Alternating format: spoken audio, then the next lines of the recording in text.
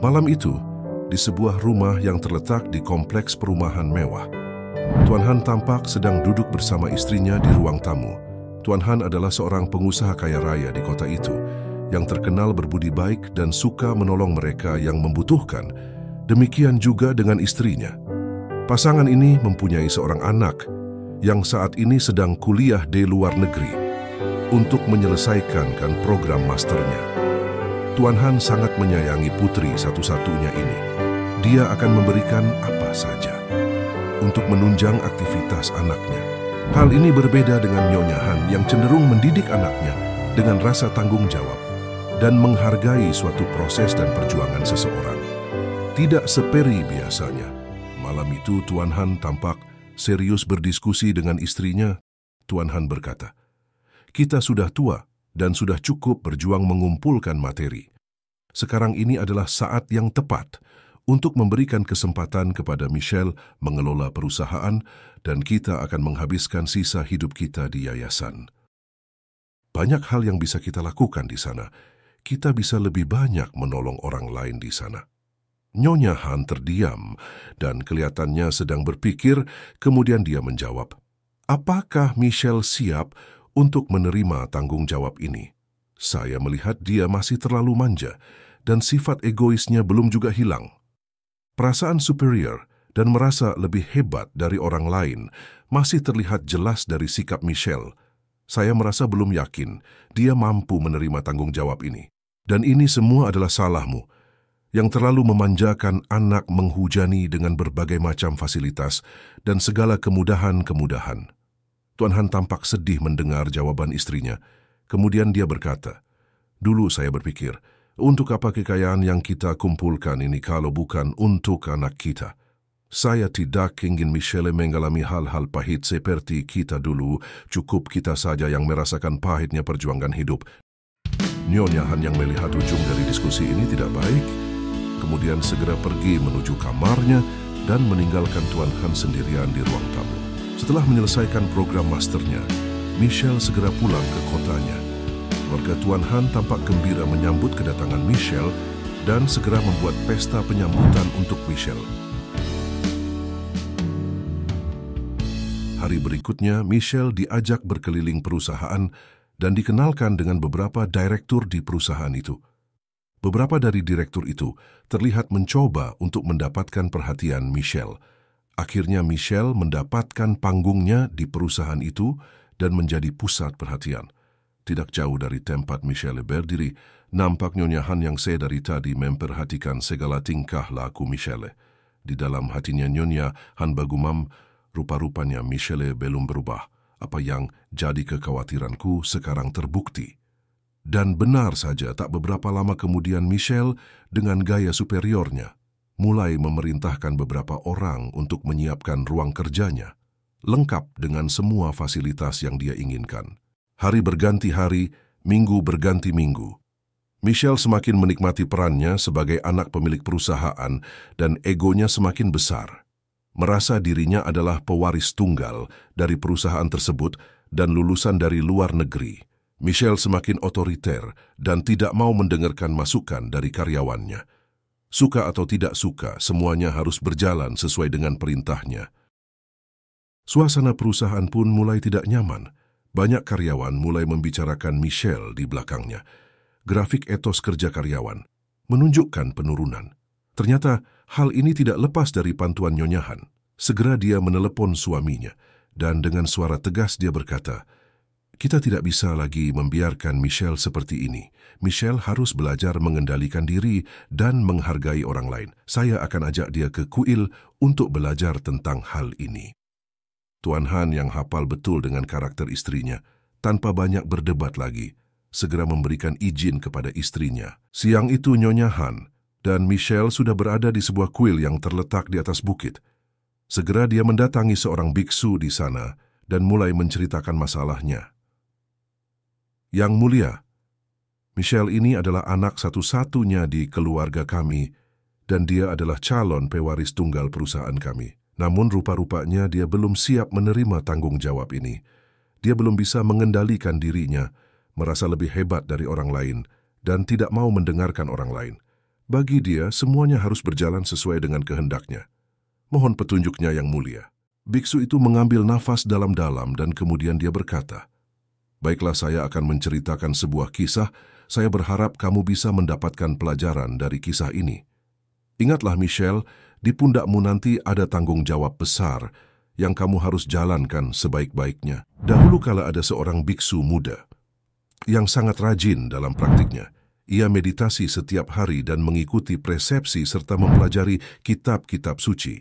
Ia bangga dengan pencapaian-pencapaiannya dan merendahkan rekan-rekan biksu lainnya yang menurutnya malas dan bodoh.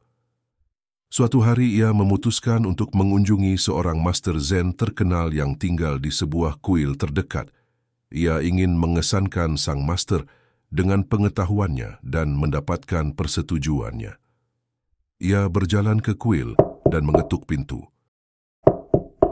Master Zen membuka pintu dan menyambutnya dengan senyuman. "Selamat datang, biksu muda. Apa yang membawamu ke sini?" Sang biksu muda memberi hormat dan berkata, "Saya datang untuk mencari bimbingan Anda, Guru. Saya telah berlatih dengan tekun selama bertahun-tahun dan telah belajar banyak dari kitab-kitab suci. Saya memiliki pertanyaan untuk Anda. Apa sebenarnya esensi Zen?" Sang master Zen itu mengangguk dan berkata, "Itu adalah pertanyaan yang bagus. Masuklah, mari kita minum teh." Biksu muda itu mengikuti sang master ke dalam kuil dan duduk di sebuah meja. Sang master menuangkan teh ke dalam cangkir dan memberikannya padanya. Sang biksu muda mengambil cangkir itu dan meminum tehnya. Kemudian sang master Zen bertanya, "Bagaimana rasanya tehnya?" Sang biksu muda menjawab, "Pahit." Sang master Zen berkata, "Itu karena Anda pahit. Anda penuh dengan kebanggaan dan kesombongan. Anda pikir Anda tahu segalanya, tetapi sebenarnya Anda tidak tahu apa-apa. Anda menghakimi orang lain tetapi Anda tidak melihat diri sendiri. Anda melekat pada pandangan Anda sendiri, tetapi Anda tidak memahami kebenaran. Anda tidak berlatih Zen, Anda berlatih ilusi." Biksu muda itu terkejut dan marah. Ia merasa dihina dan dipandang sebelah mata. Ia melemparkan cangkir itu ke lantai dan berteriak, "Bagaimana berani Anda berkata seperti itu kepada saya? Anda adalah seorang guru palsu. Anda tidak tahu apa-apa tentang Zen. Anda hanya seorang tua bodoh." Sang master Zen tersenyum dan berkata, "Itu karena Anda marah. Anda dengan mudah terprovokasi dan gelisah. Anda tidak memiliki kesabaran dan toleransi. Anda bereaksi secara impulsif, tetapi Anda tidak bertindak dengan bijaksana. Anda dikendalikan oleh emosi Anda, tetapi Anda tidak menguasai pikiran Anda. Anda tidak berlatih Zen, Anda berlatih kekerasan." Biksu muda itu terdiam. Ia merasa malu dan terhina. Ia menyadari bahwa ia telah membuat dirinya sendiri terlihat bodoh. Ia menundukkan kepala dan berkata, "Maafkan saya, Guru. Anda benar. Saya telah buta dan bodoh. Tolong maafkan saya." Sang master Zen berkata, "Itu karena Anda minta maaf. Anda rendah hati dan menyesali perbuatan Anda. Anda mengakui kesalahan Anda dan mencari pengampunan. Anda belajar dari kesalahan Anda dan memperbaiki kekurangan Anda. Anda terbuka terhadap umpan balik dan perbaikan. Anda berlatih Zen, Anda berlatih kasih sayang." Biksu muda itu tercerahkan. Ia merasa bersyukur dan bahagia. Ia menyadari bahwa ia telah bertemu dengan seorang guru sejati. Ia berterima kasih padanya dan berkata, "Terima kasih, Guru. Anda telah mengajari saya pelajaran yang besar." Sang master Zen berkata, "Itu karena Anda bersyukur. Anda rendah hati dan penuh penyesalan. Anda mengakui kesalahan Anda dan mencari pengampunan. Anda belajar dari kesalahan Anda dan memperbaiki kekurangan Anda. Anda terbuka terhadap umpan balik dan perbaikan. Anda berlatih Zen, Anda berlatih kasih sayang." Biksu muda itu mengangguk dan berkata, "Saya paham sekarang, Guru. Itu adalah esensi Zen." Sang master Zen berkata, "Tidak, itu hanya jawaban saya. Esensi Zen adalah bagi Anda untuk mencari tahu sendiri. Salah satu prinsip inti Zen adalah fokus pada diri sendiri, bukan pada orang lain. Ini berarti bahwa Anda tidak seharusnya membandingkan diri Anda dengan orang lain atau menghakimi orang lain, serta bergantung pada orang lain untuk kebahagiaan Anda. Sebaliknya, Anda harus mengembangkan kedamaian batin, kebijaksanaan, dan kasih sayang Anda sendiri. Anda akan lebih percaya diri dan otentik ketika fokus pada diri sendiri. Anda akan menemukan diri sejati Anda dan menyatakannya tanpa takut atau ragu. Anda tidak akan terpengaruh oleh opini atau harapan orang lain. Anda akan mampu menerima diri Anda apa adanya dan menghargai kelebihan dan kelemahan Anda. Anda akan lebih bahagia dan puas ketika fokus pada diri sendiri. Anda tidak akan terikat pada hasil atau hasil dari tindakan Anda. Anda tidak akan terpengaruh oleh pujian atau kritik orang lain. Anda akan dapat menikmati momen sekarang dan menghargai kebahagiaan sederhana hidup. Anda akan lebih berbelas kasihan dan baik hati ketika fokus pada diri sendiri. Anda tidak akan merasa pahit atau iri terhadap orang lain. Biksu muda itu mengerti dan berterima kasih pada gurunya. Ia merasakan rasa damai dan ketenangan dalam pikirannya. Ia memutuskan untuk mengikuti nasihat gurunya. Michelle, semoga kisah tadi bisa menginspirasi kamu dan kamu bisa belajar dari biksu muda itu. Michelle pun mengerti dan dia berjanji untuk merubah hidupnya, menghilangkan ego dan rasa superiornya. Semoga video ini bermanfaat. Salam kebajikan.